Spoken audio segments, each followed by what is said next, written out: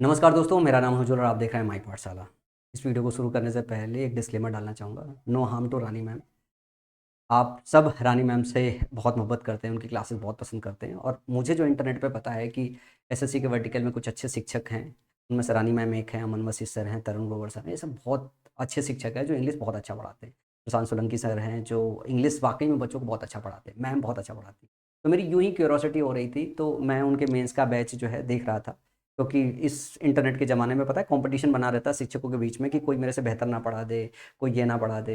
तो ऐसे में जब किसी को ऐसा लगता है कि मैं इन क्लासेस से थोड़ा बेहतर कर सकता हूँ, तो क्यूरोसिटी अंदर चली आती है। इसी वजह से मैम की फ़ोटो मैंने थंबनेल पे डाली है। But ma'am, no harm. मैं पैराजंबल के क्वेश्चन को पढ़ाने में, समझाने में, खुद करने में थोड़ा इंजॉय करता हूँ, क्योंकि उसमें मैंने कुछ नए तरीके ईजाद किए, कुछ ऐसे तरीके जो प्रेजेंट थे, हम शिक्षक नहीं देख पाते थे, उन पे हमने काफ़ी काम किया है। तो मुझे लगा कि ये कुछ तरीका ऐसा है जो बच्चों के पास तक पहुँचना चाहिए। मैं मैम की वीडियो भी नीचे जो है डिस्क्रिप्शन बॉक्स में डाल देता हूँ। जो भी मेरे जो माई पाठशाला के फॉलोअर हैं, वो आप मैम को फॉलो कर सकते हो। मैम बहुत अच्छी टीचर हैं। ये आज की क्लास के जितने भी 4-5 पैराजंबल के क्वेश्चन हैं, मैम की क्लास से लिए गए हैं। जब उस क्लास को मैं देख रहा था, तो मुझे लगा कि इन क्वेश्चन को थोड़ा और बेहतर तरीके से सॉल्व किया जा सकता है, क्योंकि ग्रामर के कुछ हिडन क्लू होते हैं जिनका इस्तेमाल करके इन क्वेश्चन को हम अच्छे से सॉल्व कर सकते हैं। जैसे पहला क्वेश्चन है, ज़रा ध्यान से देखिएगा। पहला क्वेश्चन लिखा है, quantum computing once considered purely theoretical is now advancing rapidly with prototypes demonstrating capabilities far beyond classical man machines in specific task। इसको जरा ध्यान से ऑप्शन ए को पढ़ेंगे तो ये आपको समझ में आएगा कि एक जनरल स्टेटमेंट है, ग्रामर का कुछ खास क्लू इसमें देखने को नहीं मिल रहा है। पर जब आप बी पढ़ेंगे, yet challenges such as error correction, stability of qubits and energy demands make its widespread adoption of a formidable task. जैसे ऑप्शन बी पढ़ेंगे, यहाँ पे आपको ना ये दिखाई देगा, एक तो येट दिखाई देगा जो ये अपने आप में बताता है कि इससे सेंटेंस को हम स्टार्ट नहीं करते। यहाँ पे अगर ध्यान जाएगा भी तो ग्रामर का ये क्लू आपके उतने काम नहीं आएगा। लेकिन अगर आपका ये वाला जो सेक्शन है ना, ये वाला जो इट्स लिखा हुआ है, अगर आप इसको समझ पाओगे कि ये क्वांटम कंप्यूटिंग के लिए आया हुआ है, तो आपको समझ में आ जाएगा कि इट्स वाइड स्पीड है। ये क्या है? ये है पजेसिव एग्जेक्टिव। क्या है? पजेसिव एग्जेक्टिव है जो इस्तेमाल किया गया है क्वांटम कंप्यूटिंग के लिए। मैं रूल बताता हूँ कि ग्रामर में क्या हिडन रूल है जिसका इस्तेमाल करके क्वेश्चन बहुत आसानी से सॉल्व हो सकता है। पहले मैं क्वेश्चन समझा रहा हूँ। अगला है, if realised fully it hold the potential to revolutionise fields like drug discovery, climate modelling and cryptography. फिर यहाँ पे दिया हुआ इट, क्या दिया हुआ है? यहाँ पे इट दिया हुआ है।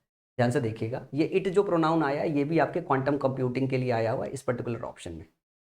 फिर डी दिया हुआ है, governments and tech giants alike are investing heavily in research hoping to gain a decisive edge in this next technological frontier. यहाँ पे ध्यान से देखोगे, एक टर्म आया है दिस नेक्स्ट टेक्नोलॉजिकल फ्रंटियर। अगर किसी ने मेरे से पैराजंबल पढ़ा है तो मैंने उसको दो रूल पढ़ाया है। रूल क्या पढ़ाया है कि अगर कहीं नाउन आया हुआ है, नाउन के बाद अगर प्रोनाउन और पजेसिव एग्जेक्टिव दिया हुआ है, तो पजेसिव एग्जेक्टिव क्या करता है? किसी चीज को दोबारा रीफ्रेज करता है। तो आपको ध्यान रखना है कि आपको इनको सीक्वेंस में डालना होगा। तो ये नाउन, प्रोनाउन और पजेसिव एग्जेक्टिव एक साथ आएंगे। और अगर कोई ऐसी लाइन आ गई है जैसे ऑप्शन डी है, जिसमें ना नाउन का इस्तेमाल, प्रोनाउन का इस्तेमाल है, ना पजेसिव एग्जेक्टिव का इस्तेमाल है, तो ये वाली जो लाइन है, इन तीनों के बीच में आप डाल नहीं सकते हो। और दूसरी चीज है, आप इससे स्टार्ट नहीं कर सकते हो। जब इससे स्टार्ट नहीं कर सकते हो, इन तीनों के बीच में डाल नहीं सकते हो, तो इसको आपको लास्ट में रखना पड़ेगा और this is the last option. Option A correct हो जाएगा। समझ में आई बात? अगर ये रूल अगर आपको पता होता ग्रामर का, तो अगर आपने मेरे से पैराजंबल पढ़ रखा है, तो ये रूल मैंने ऑलरेडी आपको पढ़ा रखा है। मैंने कई सारे ग्रामर के ऐसे क्लूज बता रखे हैं जिनका इस्तेमाल करके आप ऑप्शन एलिमिनेट करके इस तरीके के बड़े बड़े क्वेश्चन को 100% एक्यूरेसी के साथ आप इनका जवाब दे सकते हो। चलो, मैम की क्लास का दूसरा क्वेश्चन करते हैं। ये मैंने वो भी कर दिया है, थोड़ा सा होल्ड कर दिया है। इसकी जो पीडीएफ है वो मैं टेलीग्राम चैनल पर डाल दूंगा जो है, और पेड बच्चों के लिए उनके ग्रुप में डाल दूंगा जो है। ये मैंने अपने पेड बैच के बच्चों को भी भेजा था कि मैम की ये क्लासेस है, ये क्वेश्चन जरा आप सॉल्व करना जो है। फिर मैम की वीडियोज भी भेज दिया था कि मैम बहुत अच्छा पढ़ाती है, आप इनको भी फॉलो कर सकते हो मेंस के लिए। कुछ अगर वहाँ से सीखने को मिल जाए तो आप वहाँ से भी सीख सकते हो। अगला क्वेश्चन है, जरा ध्यान से देखिएगा। Financial risk management once confined mainly to banking institution has now become essential for corporations, investors and even government world wide. Among the most significant tools are derivatives and hedging strategies which help organizations shield themselves from market volatility. See the hour the discipline seeks to identify, assess, and mitigate risks that could threaten the stability of assets, cash flows, or long-term sustainability. D दिया, however, over reliance on complex instruments without proper oversight can itself generate systematic risk as seen during the global financial crisis. आपके option ऐसा दिया है कि सिर्फ आपको opening sentence find out करना है। देखो दो ऑप्शन तो आपके ऐसे एलिमिनेट हो जाते हैं, एक तो हाउएवर से सेंटेंस को स्टार्ट नहीं करते हैं, तो ऑप्शन डी वाला जो सेक्शन है वैसे एलिमिनेट हो गया। लेकिन जैसे यहाँ पे लिखा हुआ है द डिसिप्लिन, अगर किसी को आर्टिकल द का यूज केस पता है तो उसको ये जानकारी होगी कि आर्टिकल द हम किसी चीज को रिफ्रेज करने के लिए भी इस्तेमाल करते हैं। तो ध्यान से जैसे यहाँ पे डिसिप्लिन शब्द का इस्तेमाल हुआ है, आपको यहाँ से ये समझ में आएगा कि पर्टिकुलरली इस डिसिप्लिन के विषय में किसी मैनर में चर्चा किसी ऑप्शन में की गई होगी, उस ऑप्शन को पहले स्टार्ट करेंगे, फिर इस ऑप्शन को स्टार्ट करेंगे, तो वहां से सी वाले ऑप्शन को भी आप एलिमिनेट कर दोगे। उसके बाद लिखा हुआ ना among the most significant tools are, कि मोस्ट सिग्निफिकेंट टूल्स के अंदर क्या है, डेरिवेटिव्स हैं एंड हेजिंग स्ट्रेटजीज है। तो साफ साफ समझ में आ रहा है कि ये एग्जाम्पल्स दिया हुआ है, एग्जाम्पल टाइप का दिया हुआ। तो जब एग्जाम्पल टाइप का दिया होता है तो सेंटेंस स्टार्ट नहीं करते हैं। और आपके पास एक ही जो है ऑप्शन ए दिखाई दे रहा है जो बिल्कुल जनरल स्टेटमेंट है, जिसको ओपनिंग सेंटेंस आप बना सकते हो, तो बी ऑप्शन एलिमिनेट हो जाएगा। ए ऑप्शन से जो है आप ए ऑप्शन के साथ आप जा सकते हो। तो इस तरीके से क्वेश्चन बहुत आसानी से सॉल्व हो जाएगा कि A C B D is the right option. समझ में आया? इसमें बहुत सारे और भी क्लूज है जो आप निकाल सकते हो, लेकिन ओपनिंग और क्लोजिंग सेंटेंस से ही आपका ये क्वेश्चन निपट जाना था, तो ये आसानी से क्वेश्चन निपटा सकते हो। इसके बाद अगले क्वेश्चन की तरफ चले। अगला क्वेश्चन है, जरा ध्यान से देखिएगा। अच्छा ये डिसिप्लिन वाला है, एसीबीडी है, ठीक है ना। अगला क्वेश्चन है, yet many individual still underestimate the risk of in treating strong password and multi factor authentication as optional rather than essential. अब जैसे यहाँ पे लिखा हुआ है द रिस्क, तो जब द रिस्क का मतलब ये हो गया कि पर्टिकुलरली इसको कहीं रिस्क मेंशन किया गया होगा, फिर रिफ्रेज किया गया होगा। और येट के साथ भी अगर इसे स्टार्ट किया गया है, तो अगर ऑप्शन ए से कुछ अगर स्टार्ट हो रहा है तो आपका ऑप्शन बन ही नहीं सकता है, मतलब ये तो बाद में आने वाला पार्ट है। उसके बाद बी दिया हुआ, in today's digital age cyber security is no longer confined to corporations और governments, it has become a pressing concern for every connected citizen. एक जनरल स्टेटमेंट दिया हुआ है कि आज के डिजिटल एरा में क्या है, तो इसे साफ साफ समझ में आ रहा है कि बी से ऑप्शन स्टार्ट हो सकता है। फिर ध्यान से ऑप्शन डी में भी देखोगे ना, लिखा है ना द कॉन्सिक्वेंसेस, तो सबसे पहले कॉन्सिक्वेंस मेंशन होना चाहिए, तभी तो उसको रिफ्रेज करोगे, तो डी से भी स्टार्ट नहीं कर सकते हो। अगर आर्टिकल द का यूज केस पता है कि आर्टिकल द के साथ चीजों को रिफ्रेज करते हो, तो ये आसानी से आप आउटकम पे पहुंच जाओगे। लेकिन अगर ग्रामर की जानकारी थोड़ी अगर हल्की है तो ये दिक्कत होगा।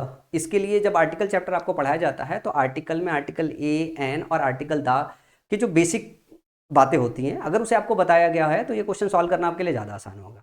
चलो यहाँ पे आ गए। अब अगर ध्यान से देखो, cyber criminal exploit this negligence, यहाँ पे लिखा हुआ है दिस नेग्लिजेंस, ये ध्यान से देखो क्या लिखा हुआ है, this negligence using sophisticated tactics such as phishing, ransomware and social engineering to gain unauthorised access. इस टर्म को ध्यान से देखिएगा। अगर आपने मेरे से नहीं पढ़ा है और कोई नए बच्चे हो तो पहले चैनल को सब्सक्राइब कर लो। मैं अभी आपको बताता हूँ मैं इसको क्यों हाईलाइट कर रहा हूँ और इसका कितना बड़ा रोल है। डेमोन्स्ट्रेटिव वर्ड्स बहुत हेल्प करते हैं आपके बड़े बड़े पैराजम्बल के क्वेश्चन चुटकियों में सॉल्व करने को लेके। लिखा है the consequences of such attacks, फिर यहाँ पे आ जाओ वापस सच अटैक्स पे, सच अटैक्स पे। इससे रिलेटेड मैं एक रूल पढ़ा देता हूँ, जिन बच्चों ने मेरे से पढ़ रखा है उनको ऑलरेडी पता होगा कि मैं इसको क्यों हाईलाइट कर रहा हूँ। देखो जितने भी डेमोन्स्ट्रेटिव वर्ड होते हैं, जैसे हो गया दिस, दैट, दीज, दोज, सच, ये ज्यादातर आपको पैराजम्बल में देखने को मिलेंगे, या फिर कई बार आपको पजेसिव एग्जेक्टिव देखने को मिलेगा, और कई बार ऐसा होगा कि आपको हियर, प्लेस के लिए हियर और दियर देखने को मिलेगा, यहाँ और वहाँ। इनकी खास बात क्या होती है ना, कि जिस ऑप्शन में ये दिए होते हैं तो इनके बाद अगर ये पजेसिव एग्जेक्टिव हैं, सॉरी अगर ये डेमोन्स्ट्रेटिव एग्जेक्टिव है जैसे दिस, दैट, दीज, दोज, तो ये अपने साथ नाउन लेके आते हैं। जैसे यहाँ पे ध्यान से देखो दिस नेग्लिजेंस है, तो दिस यहाँ पे क्या है, डेमोन्स्ट्रेटिव एग्जेक्टिव है। सच अटैक्स, यहाँ पे सच की बात हो रही है, तो ये भी डेमोन्स्ट्रेटिव एग्जेक्टिव हो गया कि आप रिफ्रेज कर रहे हो अटैक्स को। तो सबसे पहले आपको ये देखना पड़ेगा ये अटैक्स किस ऑप्शन में मेंशन है, किस फॉर्म में अटैक मेंशन है। इनकी खास बात क्या होती है कि वो वाला जो है जहां पे अटैक मेंशन होगा, किसी भी टाइप का अटैक मेंशन होगा जिसको यहाँ पे रिफ्रेज किया जा रहा है, उसके साथ ये पेयर बनाता है, पहले पीछे नहीं आता, पेयर बनाता है। अगर इस बात की आपको जानकारी है तो आप आसानी से पेयर बना लोगे। तो सबसे पहले अटैक को देखो, अटैक को देखोगे तो सी में अटैक दिया हुआ है। किसमें दिया हुआ है, सी में अटैक दिया हुआ है कि साइबर क्रिमिनल्स क्या करते हैं, एक्सप्लॉइट करते हैं इस नेग्लिजेंस को using sophisticated tactics such as phishing. अब यहाँ पे फिशिंग हो रहा है, ये अटैक ही तो हो रहा है। साइबर क्रिमिनल क्या करते हैं, इसी तरीके से अटैक करते हैं। अटैक यहाँ पे दिया हुआ, इसका ये मतलब जो सी है वो डी के साथ आएगा। ऊपर से फिर अगर दिस नेग्लिजेंस है, नेग्लिजेंस को ध्यान से देखोगे तो यहाँ पे ध्यान से देखोगे कि लिखा क्या हुआ है कि जो ये मल्टी फैक्टर ऑथेंटिकेशन है इसको लोग ऑप्शनल लेते हैं एसेंशियल की जगह, तो ये एक नेग्लिजेंस ही है, तो इसको मेंशन किया जा रहा है, मतलब इस वाले ऑप्शन से पहले ये आना चाहिए, तो ये वाला ऑप्शन आ गया, तो ACD आपका ऑप्शन आ गया है। और आपको पता है कि आपके पास ऑप्शन दो ही है, बी से स्टार्ट दोनों हो रहा है, ACD यहाँ पे, CAD यहाँ पे, तो ये वाला ऑप्शन करेक्ट हो जाएगा, ये वाला ऑप्शन गलत हो जाएगा। इस तरीके से अगर ग्रामर के क्लू अगर आपको पता है ना, तो आपका जो एक्सप्लेनेशन का पार्ट है ना, वो बहुत परफेक्ट होगा। और जैसे हिंदी मीनिंग के हिसाब से ये हो सकता है, ये नहीं हो सकता, ये आना चाहिए, ये नहीं होना चाहिए, अगर ग्रामर आप ढूंढोगे, ग्रामर के हिसाब से अगर रूल्स अगर आपको सही से पता होगा, ग्रामर के हिसाब से ढूंढोगे, तो क्वेश्चन सॉल्व करना आपके लिए बहुत आसान काम होगा। मैंने ये हाईलाइट कर रखा है PDF में, आप इस चीज को जो है नोट भी कर लेना। फिर अगला क्वेश्चन है, जरा ध्यान से देखिएगा, इसमें ध्यान से देखिएगा, लिखा हुआ her invention a low cost robot design to assist farmers with soil analysis not only impress the जजेस but also highlighted the potential of grassroot innovation.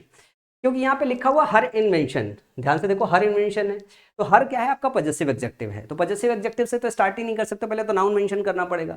ध्यान से बी देखो, Meera a school girl from a small village in rural India defied all odds by building a functional robot using discarded electronic parts, तो ये मीरा है जिसके लिए पजेसिव एग्जेक्टिव का इस्तेमाल किया गया है।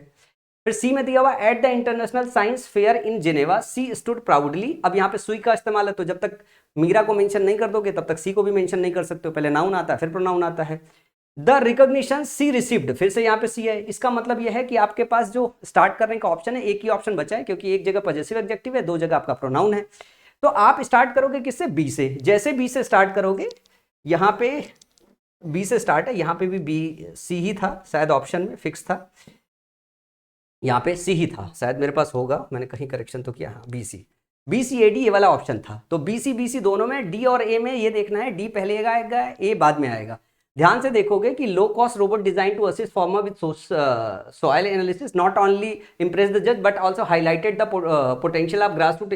यहाँ पे देखो जज को क्या किया जा रहा है, इंप्रेस किया जा रहा है। जब पहले जज इंप्रेस होता है, बाद में क्या होगा, बाद में ही उसको रिकॉग्निशन मिलेगा। भाई पहले तो जज सुनेंगे, बाद फिर इंप्रेस होंगे, फिर फाइनल बात तो उसके बाद होती है, मतलब ए वाला डी से पहले आना चाहिए, तो ए पहले आना चाहिए, डी बाद में आना चाहिए, तो ये वाला ऑप्शन जो होगा वो सही होगा। ये तो जनरल इन्फॉर्मेशन है कि भाई कहीं भी आप फेयर में जाते हो, कुछ आप परफॉर्म करके जाते हो, तो पहले जज सुनते हैं, इंप्रेस होते हैं, फिर आप अवार्ड जीतते हो, फिर आपको रिकॉग्निशन मिलता है, तो ये तो जनरल प्रोसेस है, तो इस हिसाब से ये वाला ऑप्शन करेक्ट हो जाएगा।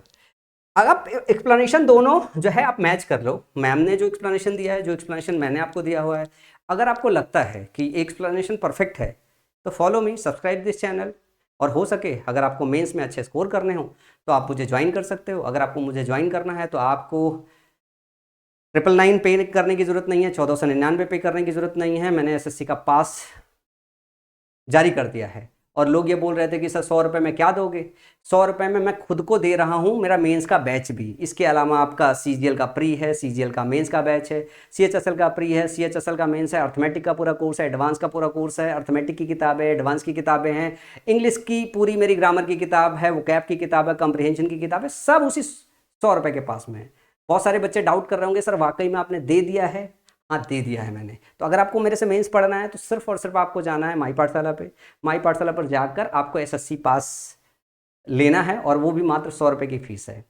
इस बार मेरी इच्छा, दिली इच्छा थी कि मैं आपको पढ़ा पाऊँ, अगर आप चाहते हो कि मैं आपको मेंस में मदद करूँ, ठीक है ना, तो आओ मुझे ज्वाइन करो। अगर आप मैम से पढ़ रहे हो, मैम की 999 फीस होगी या 1499 रुपये फीस होगी, तो 1499 में 100 रुपये मुझे भी दे लो दादा लोग, शायद मैं आपकी कुछ ऐसी कमियां जो कहीं और से रह जाए मैं पूरी कर पाऊँ, हो सकता है ना भी करूँ। अगर ना हो पाए तो आप मेरे से रिफंड मांग लेना, मैं आपको रिफंड दे दूंगा, क्योंकि जो बच्चे इनरोल कर रहे हैं वो रिफंड भी मोहब्बत से दिए दे रहा हूँ। 100 रुपये में कुछ नहीं हो जाता है मेरे को रिफंड करने में कोई दिक्कत नहीं है। आपको पढ़ा नहीं पाऊँ ये बहुत बुरा लगेगा। कहते हैं ना कि पढ़ाने के लिए भी, अपनी क्वालिटी दिखाने के लिए भी लोग चाहिए, तो मुझे लोग चाहिए। और मैं वापस ये वीडियो एंड होने से पहले मैम से एक बार वापस माफ़ी मांगना चाहता हूँ, और नो हार्म टू मैम, ये एक्सप्लेनेशन ऐसा था जो मुझे लग रहा था कि कुछ इंप्रूव हो सकता है, इस वजह से मैंने ये वीडियो बनाया। तो इस वीडियो में इतना ही, अगली वीडियो में फिर मिलेंगे, तब तक के लिए अपना ध्यान रखिए और पढ़ाई करते रहिए।